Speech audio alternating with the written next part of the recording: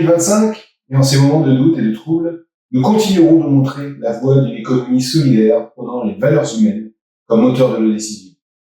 Nos réflexions en matière de gouvernance se concrétiseront par de nouveaux statuts laissant plus de place à l'expression de vos souhaits et des besoins du territoire en matière d'insertion. Nous nous impliquerons encore un peu plus dans la démarche exemplaire en matière de respect de l'environnement. Nous approfondirons notre réflexion sur la réduction de notre empreinte carbone, notamment lors de nos déplacements et de nos choix de fournisseurs et fabricants. Toutes ces actions trouveront un aboutissement, nous l'espérons, dans l'obtention du label RSEI, qui veut dire Responsabilité sociétale des entreprises inclusives. Et nous le préparons activement.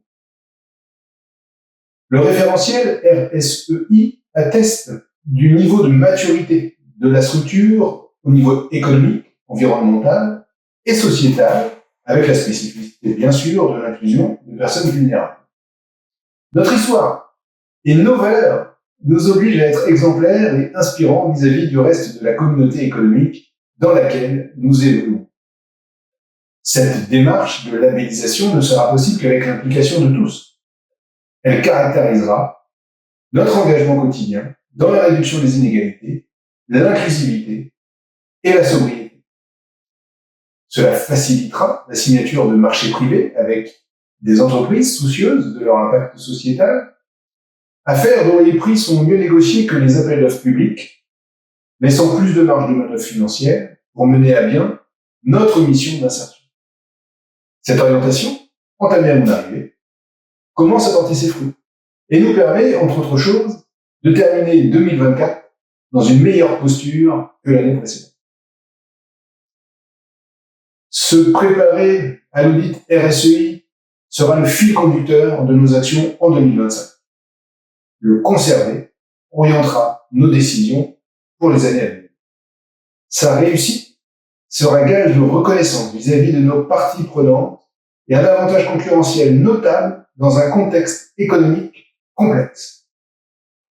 Je vous souhaite à tous une bonne année 2025, évidemment une bonne santé, mais également un épanouissement tant professionnel que personnel. Je compte sur vous pour assurer la réussite de ce nouveau défi RSEI. Et comme le disait le Mahatma Gandhi, pour 2025, soyez le changement que vous voulez voir dans le monde.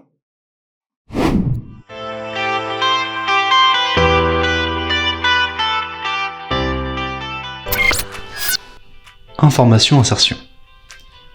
Notre effectif total est composé de 39 ouvriers en formation, soit 31 ouvriers en formation au siège à Saint-Étienne-du-Rouvray, 4 ouvriers en formation au Havre et 4 ouvriers en formation à Louviers-Val-de-Reuil.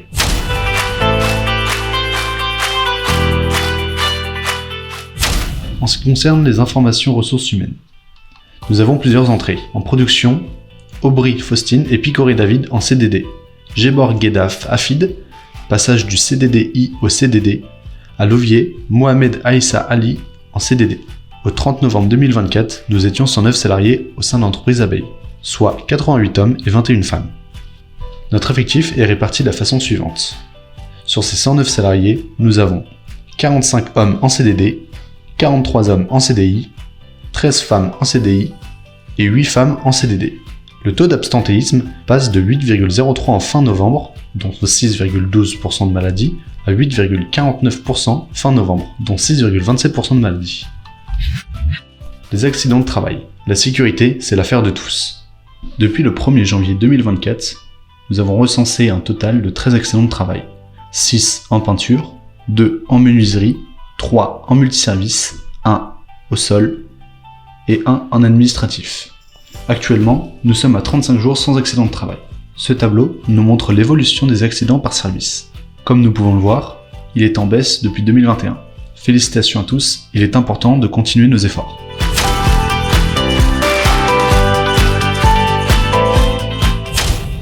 Elodie, en parcours d'insertion chez nous, était très fière d'apprendre que le jury, réuni pour l'évaluer dans le cadre d'une RSFP, a estimé qu'elle satisfaisait aux exigences de cette reconnaissance de savoir-faire professionnel certifiée par l'AFPA. Ce sont Guillaume Mariette et un permanent de cursus qui ont étudié la préparation du chantier et son exécution pour des prestations de peinture, participant ainsi à la première certification en Normandie dans le domaine du bâtiment sous l'œil satisfait de notre directeur général. Vendredi, Abeille a fait le break à l'occasion du repas de Noël. Pour la première fois, la journée avait été totalement banalisée. J'en ai travaillé, mais pas de chantier. Dès 9h, nous avons accueilli l'ensemble de l'équipe chez Léo à table, sur les Hauts de Rouen, dirigé par Grégory Lamarre. 3 ateliers ont rythmé la matinée. Éco-conduite animée par Baptiste Boutin du cabinet Agence AXA Boutin-Douté. Gestes et postures avec l'OPP-BTP. Et enfin, sensibilisation à la consommation d'énergie avec notre partenaire Synergie, à qui nous mettons à disposition notre toiture pour l'exploitation des panneaux photovoltaïques. L'accent a été mis sur les échauffements.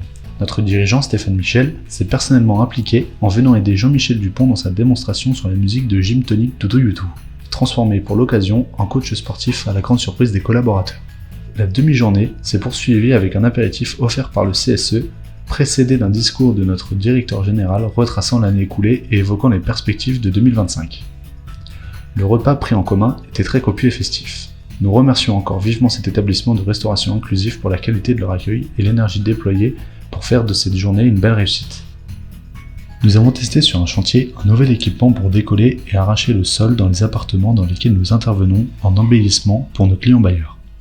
La mécanisation de l'opération évite la fatigue et l'épuisement de nos opérateurs. En outre, le résultat est beaucoup plus satisfaisant, le support obtenu est beaucoup plus régulier. Prendre en considération les conditions de travail de nos personnels de production et contribuer à les améliorer fait partie des valeurs de l'entreprise. Lutter contre les TMS est notre souci au quotidien.